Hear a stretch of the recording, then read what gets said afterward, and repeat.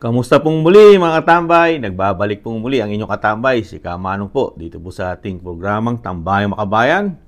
Komento po na inyong lingkod mga katambay. Ito po, komentuhan po natin itong isang balita po mga katambay. Talaga nakaka-amazing po mga katambay dahil po matindi po yung nag-aakusa po na nagpaplano na impeach ang isang vice president na isang representative o isang congressman ng party list mga katambay, ang grupo ng Makabayang Black. It's amazing, only in the Philippines. Ang isang nag-aakusa na para ma-impeach ang isang vice president ay isang convicted po sa kasong child abuse. Talaga nakakahanga po sa Pilipinas, sa ating bansa. Convicted na, pero nagtatrabaho pa sa Kamara. At malakas pa ang loob na mag-impeach ng isang vice president na walang kaso mga katambay. Pakinggan po natin ang balita at komentuhan po natin. Dapat may accountability. Ito ang iginiit ni House Deputy Minority Leader, ACT Teachers Party List Representative Franz Castro, matapos maglabas ng Notice of Disallowance ang Commission on Audit o COA sa 73.28 million na 125 million pesos na confidential funds ni Vice President Sara Duterte noong 2022. Ayon sa Makabayang Block Solid, sa paglulustay ng confidential funds sa panahong kulang ang pondo para sa serbisyong publiko at sa pagtangging ipaliwanag ito sa taong bayan, malinaw na may batayan anya ang impeachment. Sa Notice of Disallowance ng COA, nakasaad na walang isinumiting dokumento ang tanggapan ng Vice Presidente para patunayan ang tagumpay sa information gathering o surveillance activities nito, partikular na sa 10 million pesos na halaga ng reward payment. 34.85 million pesos na payment of reward sa pamamagitan ng various goods at 24.93 million pesos na halaga ng payment of reward sa pamamagitan ng medicines.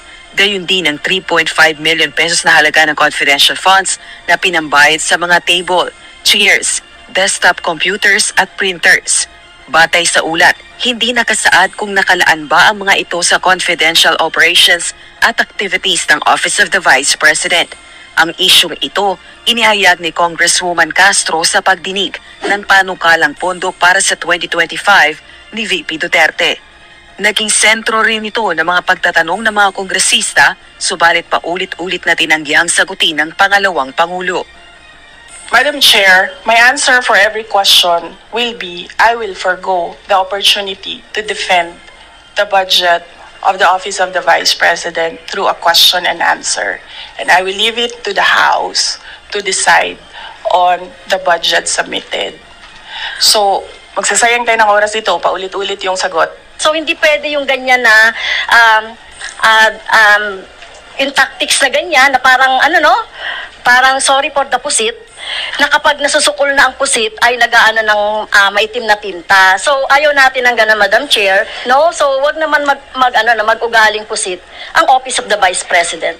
Ayon kay COA Assistant Commissioner Alexander Juliano na present sa budget deliberations ng House Appropriations Panel, tumutukoy ang Notice of Disallowance sa paggastos ng may irregularidad, hindi kailangan o maluho. Subalit hindi pa naman ito pinal at maaari pa anyang iapela. Pero hindi po nangangahulugan na pag may notice of disallowance ay yun na yung final kasi meron pa pong appeal process sa commission. Hanggang hindi po na-resolve ng commission proper yan, doon po masasabi talaga na yung ground ng notice of disallowance ay tama. Ang final determination po doon sa notice of disallowance ng Supreme Court. Naninindigan si VP Duterte? Ayan po mga katabay, ang linaw-linaw, hindi pa lang final. Hindi pa final yung sa COA. At iyan po ay usapin pa rin sa Supreme Court. Di po ba? Pero dito po sa nagsabi pang puset ang Vice President. Di ba? Nakaraan po yung hearing na yan na yung pinagsabihan pa ang ating Vice President na pusit daw. Pag daw nasusukol, maglalabas daw ng tinta para yun yung protection niya sa kanyang sarili. Ganun po ang pusit, di ba? Itanong natin dito sa isang convicted na isang representative o congressman ng party list ng Makabayang Black, mga katambay. Ano po to? Ano po ang kanyang panangga? Isa pong convicted ito. Convicted po ito ng child abuse. At child abuse, dapat po dito, di ba? Kidnapping dahil Kinuha niya yung mga bata sa parte ng Mindanao. Di po ba? Kinuha niya na hindi pinagpaalam sa mga magulang. Di po ba? Kasama po dalawa po yan eh. Si dating party list congressman o Representative Sator Ocampo, mga katambay. Dalawa po sila na nakakasuhan na po yan. Naibaba na po ng korte. Convicted po yan, mga convicted. Kaya binababoy, mga katambay, binababoy po ng Kamara ang konstitusyon ng Kamara. Wala pong ginagawa ang aksyon ng isang speaker ng Kamara. Komento ni Kamanong. Binababoy ang konstitusyon natin. Di ba? Convicted ka na. Pero ang lakas pa ng loob mo dyan. You know? Wala ka man suspinde. Hindi ka man nasuspinde ng isang speaker. Di ba? Linisin mo muna ang pangalan mo. Tanggalin mo muna yung nakakabit sa'yo convicted dahil nahatulan ka na ng korte. At nagpiyasa lang po yan. Sa tingin ni Kamano, komento ni Kamano, nagpiyasa po yan. Nagpiyasa. Kaya nakalaya. Pansamantala. Mga katambay. Pero convicted ka. Pero nahandyan ka pa rin sa Kamara. Sa Pilipinas lang po nangyayari yata yan, mga tambay. Kasi sa Estados Unidos, hindi po nangyayari yan. Pag meron pong isang mambabatas at taong gobyerno na convicted, hindi na po nakakatuntong ng serbisyo yan hanggang hindi po nalilinis ang pangalan yan. Ito convicted. Wala pang tugon ng korte diyan na yung desisyon ng lower court umaayon po sa kanya na hindi po totoo na siya nagkidnap ng bata. Di mo ba? Pero napakalupit po ng ating Kamara. Masyado pong spoiled. Masyado pong spoiled ang isang congressman, isang representative ng Makabayang Black. Convicted na. Tapos isang vice president pa ang sinasabi may ground daw for impeachment dahil daw doon po sa paggamit ng confidential fund noong 2022. Samantalang mismo ang COA na nagsasabi na hindi pa final yan. Yung inilabas nilang report kung paano po ginastos ang confidential fund. Pwede pang iapila ng opisina ng Vice President sa COA at sa Supreme Court. Pero itong gigil na gigil, itong nakarang hearing, talagang gusto lang po nilang demolition job po kasi yun eh. Demolition job, political harassment, dahil po nabuko sila eh. Nabuko po sila ng isang Vice President kung paano po ang ginagawa po nilang pagpapatakbo sa gobyerno. Di mo ba? Nabuko po sila kung paano po silang maglustay. Di mo ba? Napakalaking mga korupsyon na hinahawakan pong pondo ng nasyonal. Nabulgar po na isang Vice President.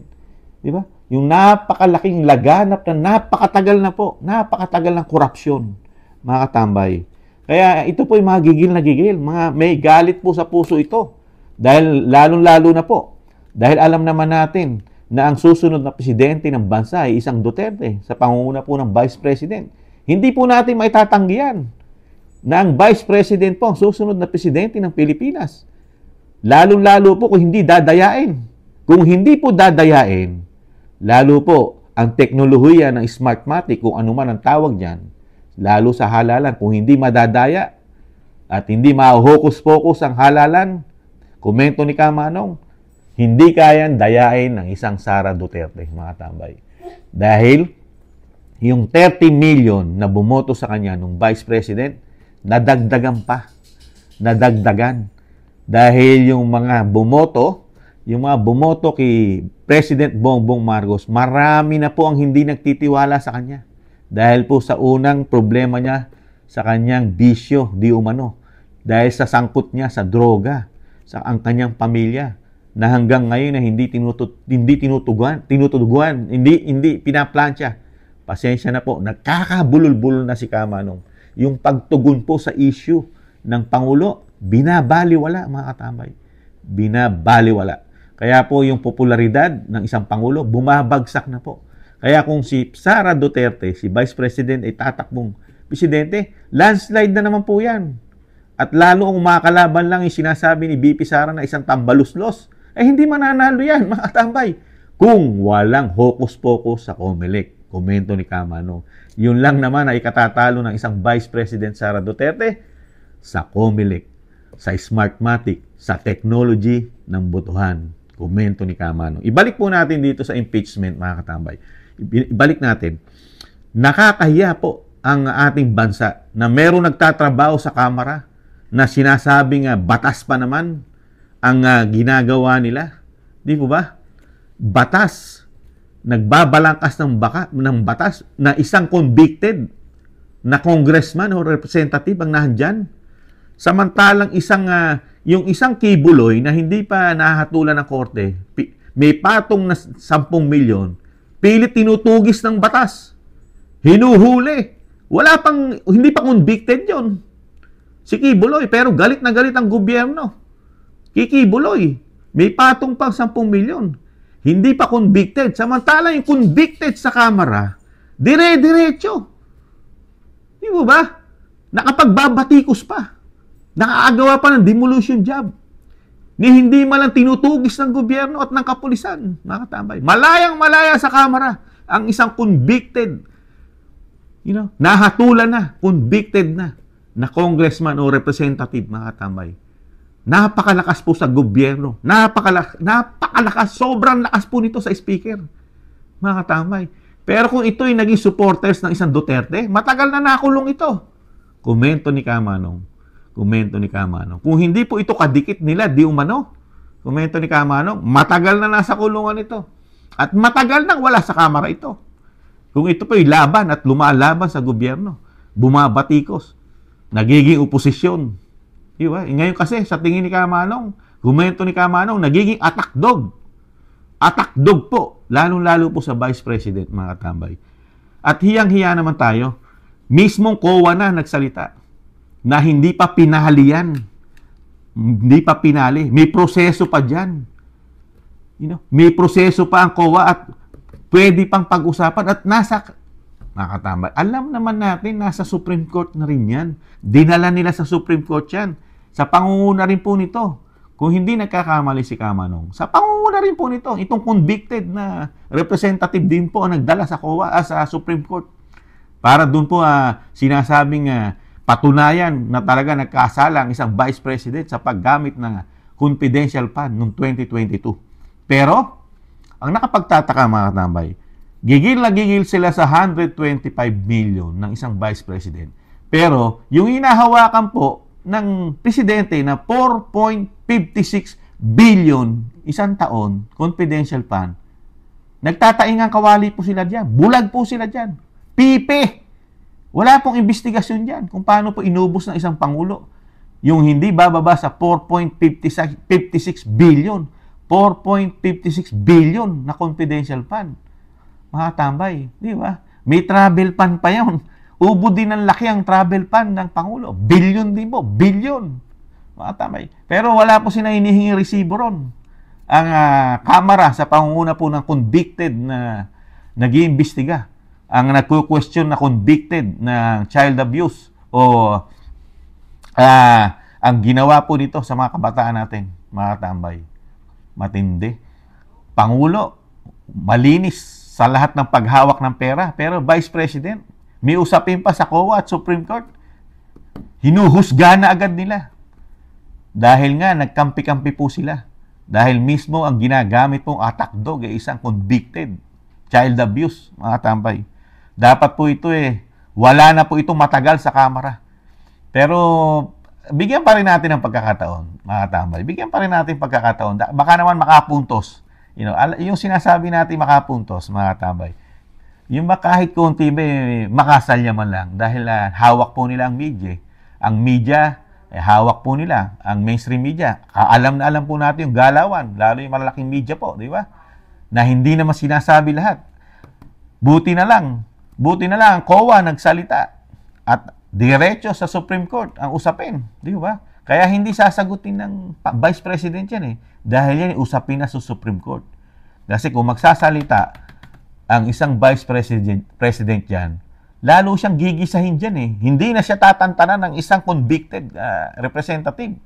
Kung sinagot niya yung mga issue na yan, na usapin na sa Supreme Court at usapin na rin sa COA yan, babanata siya ng babanata niyan. Ilan po yung congressman doon na puro sa kanya against.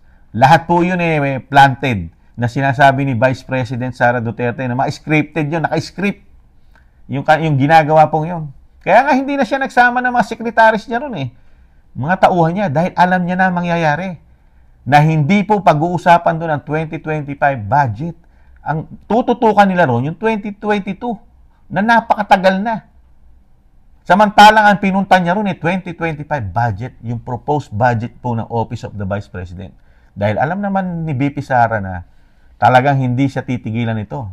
Dahil una-una, galit sa kanya ito Dahil una-una, merong nagpapatakbo rito na talaga kailangan i-demolish yung job yan, impeach yan, i-impeach. Kaya ito, napakakapal ng mukha ng isang convicted na representative. I-impeach mo yung ground do sa 2022 budget na 125 million. Mga katamay, doon mo dadalhin. Samantalang, yung inahawakan nyo, na bondo, hiyang-hiya tayo rito Matagal na pong congressman ito o representative. Ito pong convicted na ito. Yung grupo ng Makabayan Black. Marami pong inahawakang pera itong mga ito. Kumpleto po ito. Wala pong transparency po ito. Walang transparency ang kanilang budget, mga tambay. Wala po. Walang liquidation. Tapos yung MOE nila, wala po. Yung maintenance and other operation expenses, wala po yan. Hindi po nagpapasa sa COA yan. Napaka-spoiled po yan. Napakarami pong hinahawakan, mga extraordinary po yan, mga congressman, mga representative, lalo sa pangunguna. Komento ni Kamanong, ang speaker. Ito po, yung mga extraordinary fund nila. Yung classified fund, yung confidential fund, meron po sila. At yung travel fund, mga katambay, walang liquidation yan.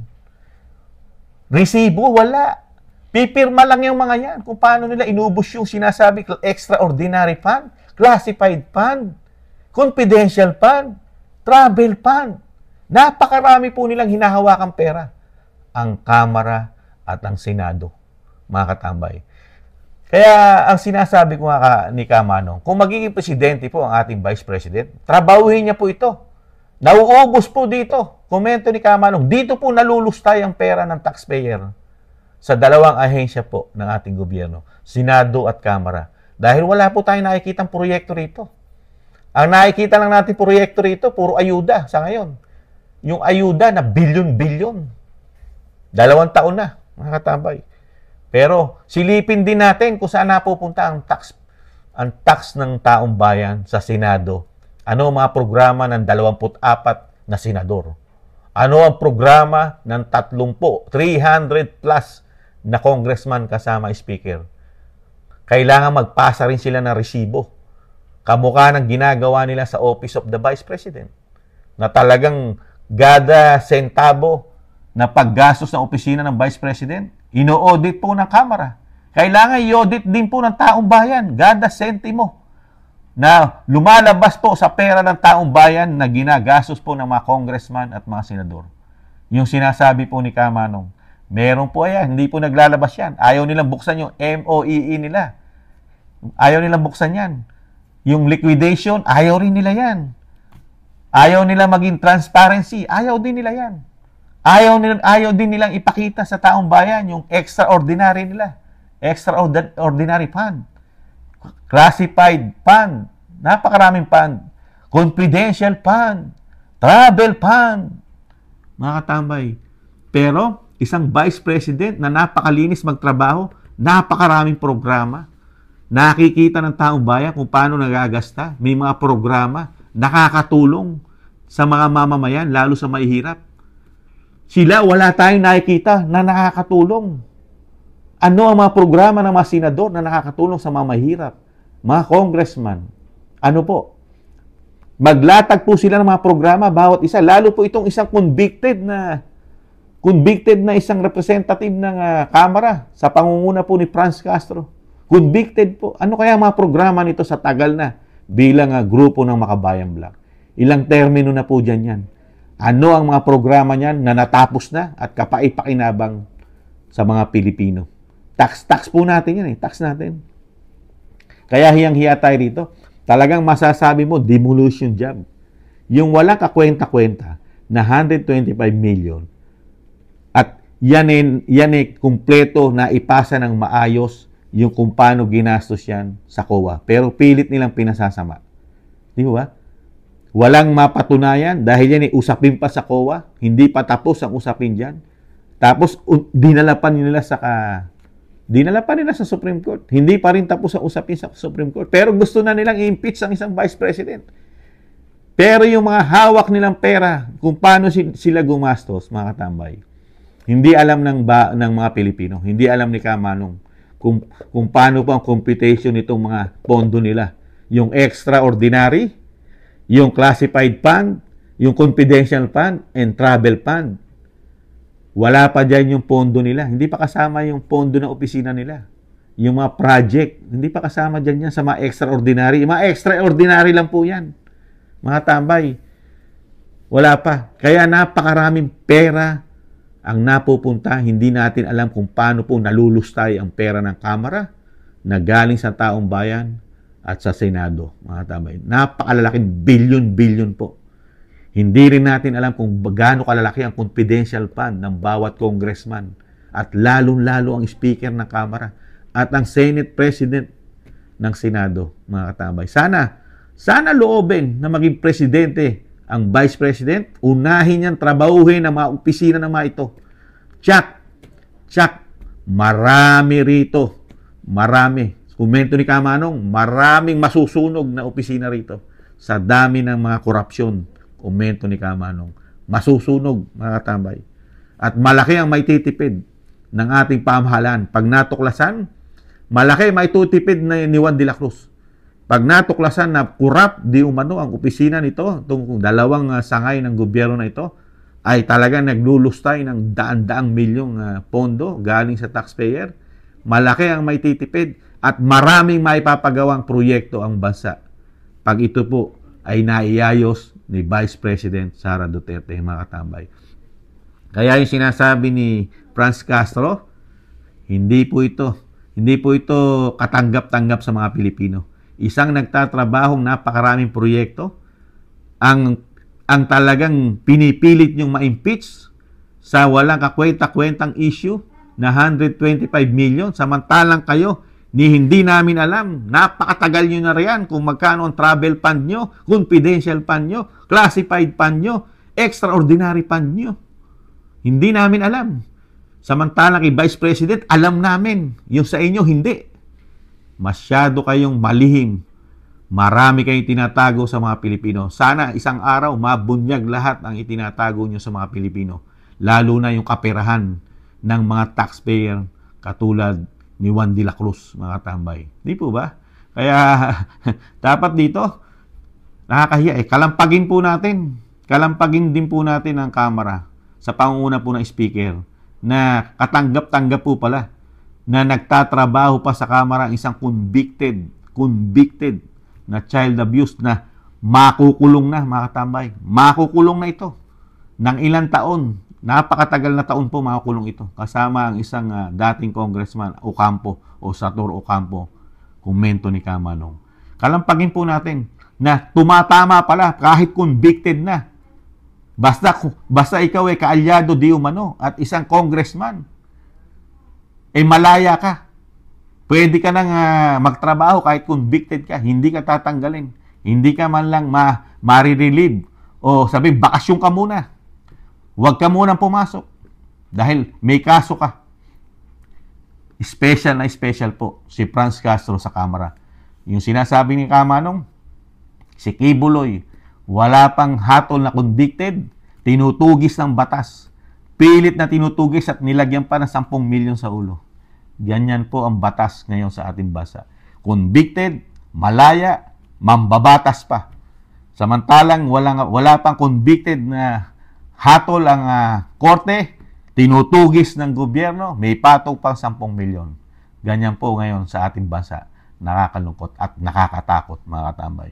Muli po si Katambay Manong, nag-iwan po maraming salamat po sa mga nagla-like, share, and subscribe. At syempre po sa mga nag-comment. Maraming salamat po, nakatambay. At sa muli po, ingatan nawa. Paalam. Bye-bye.